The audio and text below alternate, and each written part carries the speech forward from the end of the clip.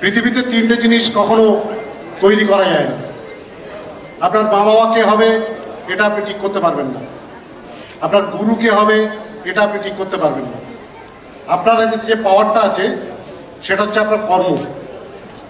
তো ঈশ্বর আমাকে আশীর্বাদ করেছেন এই কারণে, কারণ আজকের দিনে দাঁড়িয়ে আমি আমার বক্তব্যের শুরুতেই বলেছিলাম, এখানে যত মানুষ আছেন, যত বন্ধুরা আছেন, সবাই প্রত্যেকটা মানুষ তার পিছনের বিন্দুগুলোর যদি দিকে তাকান তাহলে প্রত্যেকটা রক্ত ঝরা একটা শরীর ছাড়া কিচ্ছু নেই। ক্ষত বিক্ষত, অপমান, অসহ্য যন্ত্রণা, জ্বালা নিয়ে এসছে। কিন্তু শেষ সময় আজকে বোধহয় ঈশ্বর মুখ তুলে তাকিয়েছেন, তাই একজন দেবদূতকে আমাদেরকে বাঁচানোর জন্য পাঠিয়েছেন। বিকজ সবাই আমরা জানি direct selling non liability plan, but the trap of direct selling সমস্ত কোম্পানিতে দেখবেন শুধু এই কথাটা বলা হয়, তুমি লেগে থাকো, লেগে থাকো, লেগে থাকো, হবে হবে হবে হবে।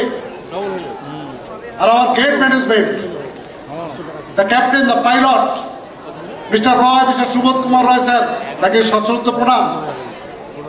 তিনি বলার আগে করে দেখান, এটা হয়েছে এই দেখো।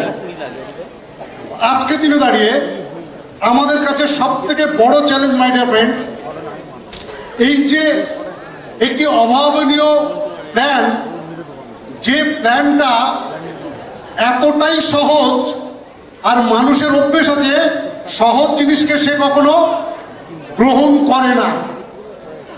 প্ল্যান কি খাবে পাবে, দূর, এ হয় নাকি, প্রথমেই রিজেক্ট করে দেয়।